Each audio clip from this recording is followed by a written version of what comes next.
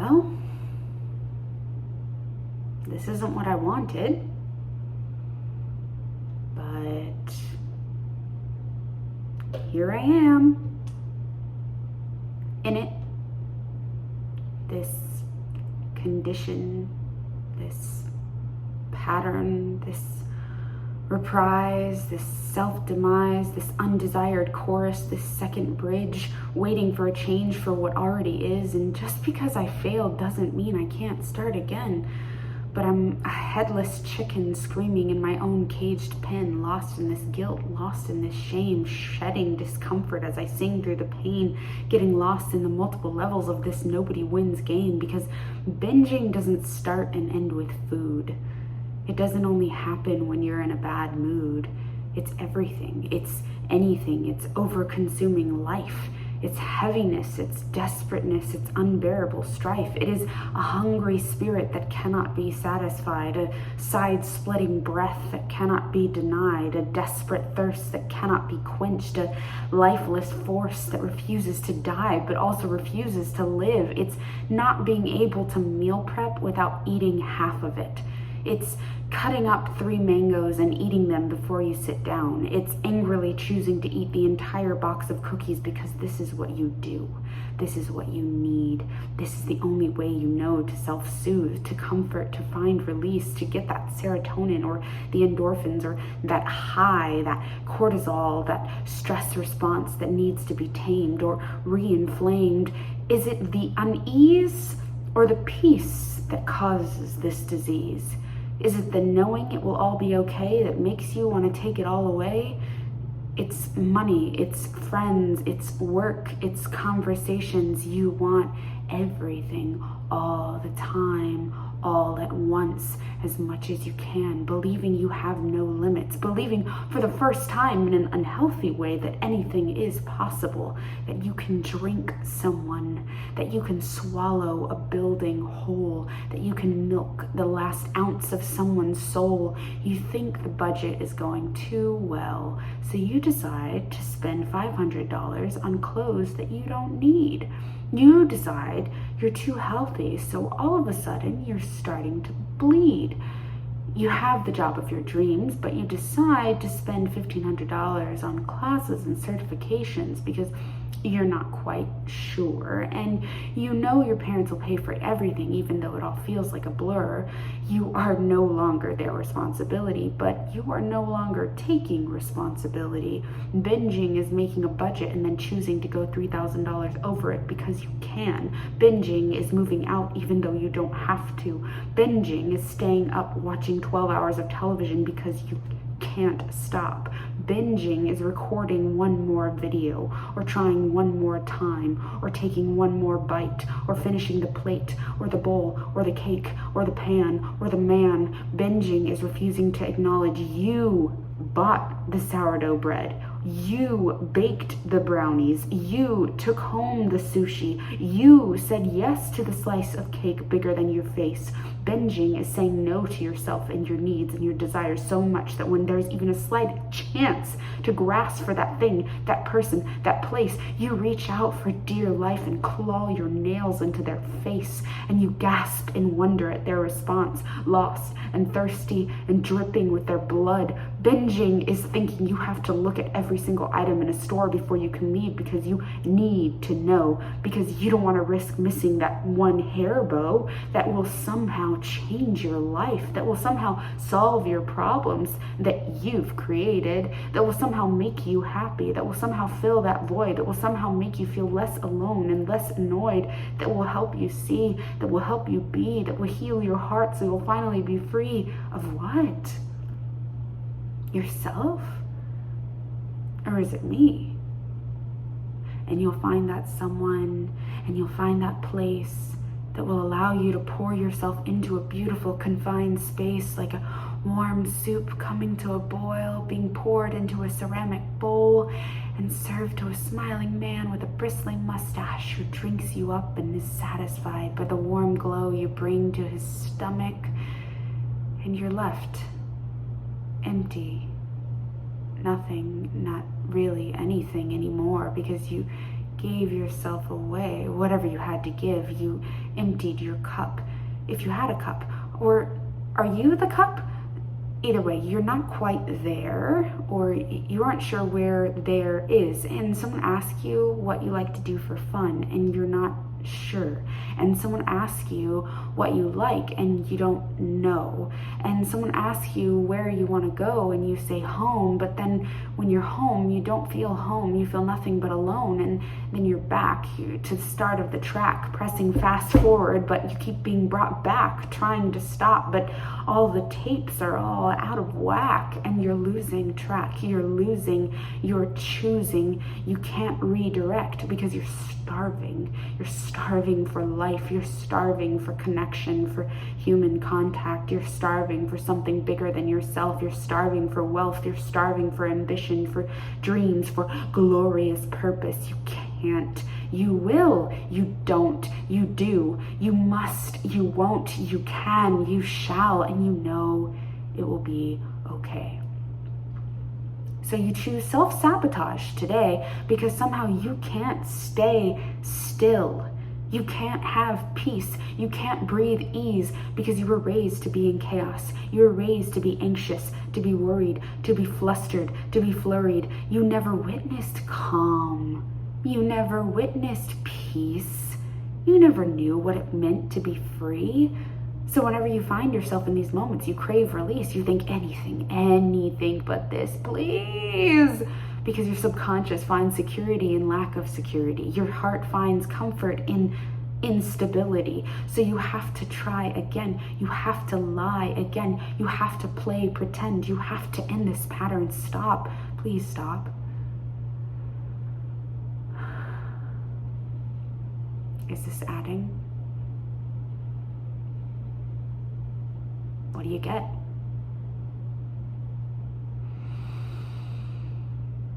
Is this really what you want? It's okay. I forgive you.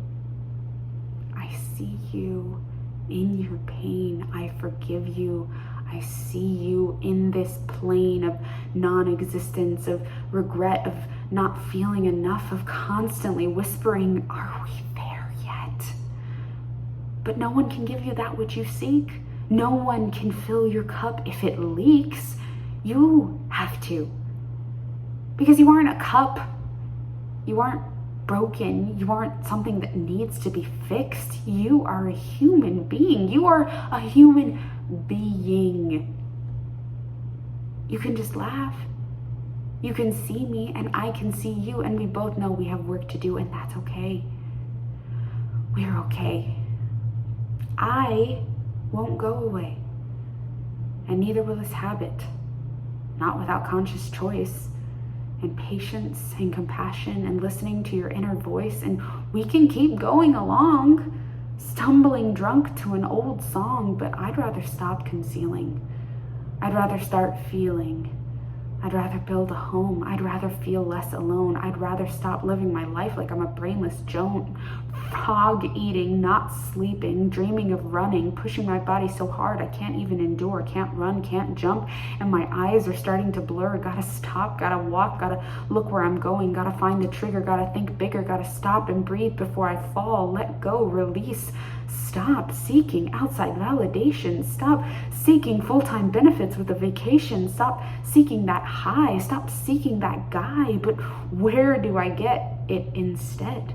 How do I feel less dead? What's the healthy substitute? How do I redirect and tell myself the truth? How do I stop running? How do I stop reeling? How do I allow myself to feel all that I'm feeling? How do I know that I am enough? How do I know that I have all that I need? How do I say, this too shall pass? How do I tell my stress response, you have all that you need, you are safe? We can figure it out. It is okay, or it will be okay, or it is okay not to be okay, but we can't just eat our life away. So, hey, what are you doing? I was writing a poem. Really? Yeah, wait, who are you? You. Huh. And you? Well, that's obvious, isn't it? Not very friendly. Okay, Harry Potter quote. Are you surprised? Never. Okay, look, are you gonna sit here moping and wallowing all night? Because I've got a life and I'd like to live it, and I'd really rather spend my time in a better, brighter place than this. I'm over here trying to feel my feelings. Okay, and I'm over here trying to say, hey, you had your time. Let's move it along. Rude. Dude. Oh, so now you're the poet. Look, the point is, I get it. You're sad. You're mad. You're a human being.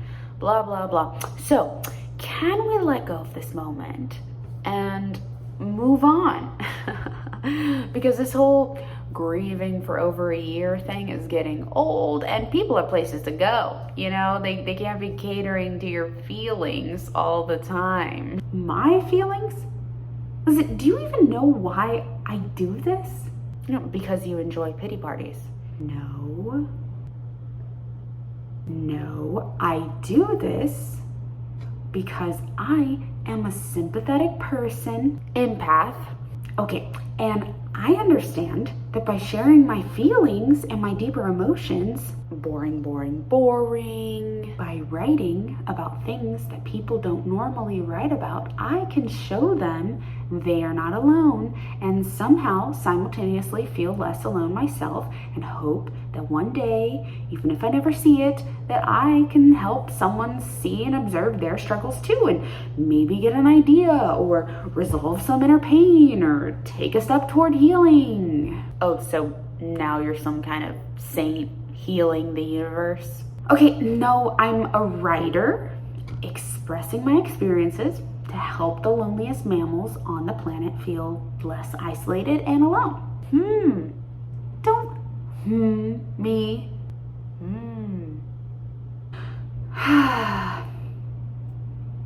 What do you want from me? I want you to have more opinions about your own life than you do about other people's.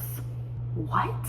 If I asked you what your best friend likes to do, you would say karaoke, cosplay, playing her ukulele and singing and dancing and going out and being with people and going to the beach and spending time with her dad and having deep conversations about life and the universe and going on walks and Marco Poloing and making TikToks and learning about herself and growing into herself and reparenting herself and learning what makes her tick and why and recognizing her triggers and working on stepping into her best self. And she likes tarot and witchy things, and she loves Halloween because it's the one time you can be whatever you want to be. You can be your full authentic self and no one bats an eye, and there's no shame and no guilt. And if I asked you what you like to do, you would say, go ahead.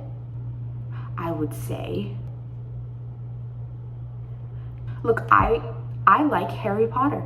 To be fair, you've liked Harry Potter since you were 11, so does that really count? Yes, and I like tarot cards too, and oracle cards, and talking about spirituality and the universe, and I love the water and swimming and beaches and forests and trail walks, and I like long talks and snuggles and cuddles and being with people I love and staring at the sky above, and I like singing bowls and music above anything else. Well, maybe other than dancing and romancing, and I love love and love notes and love songs and games and plays and sing-alongs, and I love trying to keep a balloon up in the air, tossing balls or breathing fresh petrichor, or I love performing.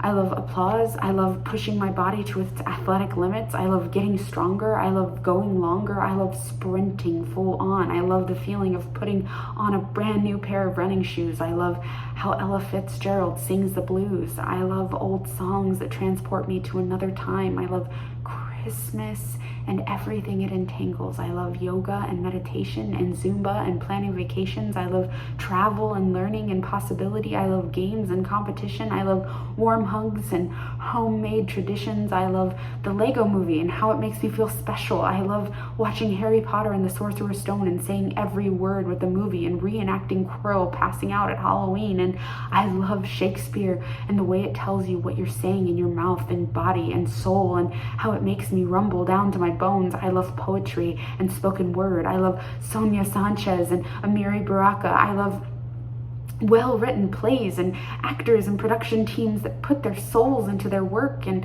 I love when a piece of theater somehow magically comes together into a beautifully well-oiled machine. I love the cool air conditioning inside a theater house. I love when the audience gets quieter than a mouse. I love the opening notes to Pippin as the lights go down. I love the smile on Elder Price's face when the spotlight comes on him in Book of Mormon. I love that the stage manager goes around backstage turning off every single battery operated light ahead of time so that when the blackout and turn it off happens, it really is as dark as possible. I love witty and charming people and writing and lyrics. I love that maybe someday I will learn piano. I love the idea of becoming a Broadway musical composer and conductor. I love watching live music being performed like Harry Potter live on screen, or witnessing the master of musicians performing Bach or Chopin or Rachmaninoff or any of those fancy names that mean fancy things, or the dancers performing choreography that has been passed down generations, or watching the beautiful way the woman at the nail salon shapes and paints my nails as if the world depends on it. I love listening to the soundtracks of Harry Potter movies because they bring me peace and ease. I love Lizzo and the confidence she shoots into my veins. I love Beyonce and how she reminds me I'm a king already. I love Ariana Grande and what her music does to my soul. I love finding the perfect outfit, the perfect shirt, the perfect pair of shoes. I love finding an old gift card or getting a check in the mail. I love surprises. I love imagining that someday someone will bake me the Harry Potter cake for my birthday so I don't have to. I love singing in the shower and singing in the rain. I love pretending I'm a ballerina in my living room. I love imagining that I'm sleeping on a cloud when I climb into my fluffy bed. I love sleeping on the couch instead. I love fluffy blankets. I love stuffed animals no matter how many times I try to get rid of them. I love warm soup and chunky stews. I love roasted carrots, asparagus, and salmon too. I love round soup spoons. I love IKEA dishes and the smell of chlorine. I love watching movies or witty series or anything Tom Hiddleston. I love the Apple aesthetic. I love feeling magnetic. I love my car. I love my family. I love my friends. I love meeting new people. I love sunshine. I love cold weather. I love the idea of sipping hot tea in the snow. I love the way the snow shines in the middle of the night. I love how quiet it is at 2 a.m. midwinter on a weekday in Minnesota. I love how dark it is at a stop sign in Bandera, Texas. I love that my grandmother loves bingo. I love when dogs sniff your legs and lick your toes. I love when butterflies won't leave you alone. I love that I exist at the same time as telephones. I love vinyl records and gramophones. I love classic movies and passionate people and listening to someone talk about something they love. I love corny jokes and beautiful eyes. I love falling in love with this beautiful life. Anything else? Oh, that was pretty good. I'm glad we're doing this. Well, yeah, I would like you to identify with terms that aren't tied only to your work. I want you to have fun. I want you to have hobbies. I want you to take classes that aren't 100% about advancing your career. Things you just do for fun. You know, just for fun, just for play. Not to better yourself, not to improve your resume, just for you. Considering we've only been out of quarantine for less than a year and out of masks and fully vaccinated for less than a few months, I think maybe you should be a little bit more compassionate toward, but it was the same before. You didn't know before. Why not? Why did we never do things for us? We did. Hardly. Look, I appreciate the interrogation, Chief, but the truth is, we were surviving. We were in school, or we were trying to make it out on our own as a freelance theater artist, and somehow we made it. In one of the most difficult to sustain fields, we went out there and we did it. And yeah, we made sacrifices. And yeah, we had help. And yeah, we didn't see friends or family, or we didn't tend to do anything that didn't advance our career, but also we loved our career and everything about it. And some of the fun things we did help our resume and career, but we didn't do them just for that. We did them because we loved them. We went to 8 shows a week. We volunteered at multiple theaters. We got every gig and internship we could because we loved it. We loved learning about all the different companies and how they worked, and meeting and working with new people. And we loved interacting with guests and entertaining the audiences and bringing smiles to others. We didn't do it just to please people or climb that career ladder. We did it because it's what we loved. Please remember that. Right. So yeah, maybe I didn't have 10 hobbies like so-and-so or what's-her-face, and what's-her-face works a full-time job and has a full-time house and a full-time kid and a full-time dog, and maybe she's miserable. I mean, it's not always so black and white, but what I mean to say is comparison isn't always the way to go. And if we want to compare, then we should stop by looking in the mirror. Look back 1 year ago. Where were you? What were you doing? And tell me you haven't kicked ass to get here. Tell me we shouldn't be proud. Tell me we haven't made strides. Tell me we aren't talented or amazing or incredible or resilient or enough. We are. And we can't know what's ahead. Did you know? Did you know where we would be today? Did you have any idea? No. We can't know. And I know that uncertainty is killing you. And I get that you want to have a plan. And we can try. And we can learn. And we can practice having fun or following our joy. But know that we already are.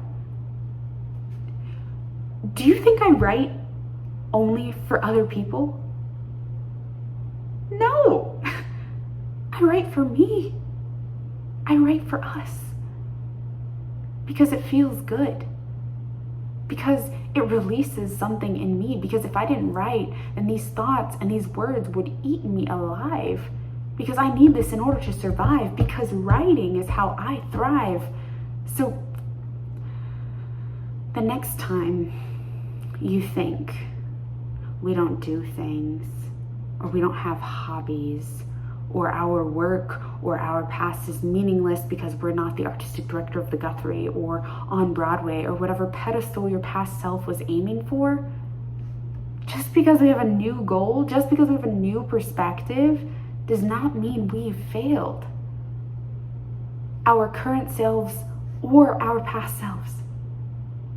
We have done anything but fail. We have prevailed.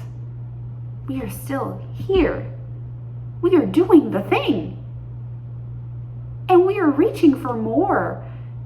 And we are doing all that we can to endure. So please show me some respect. Please trust me. Please show me some kindness.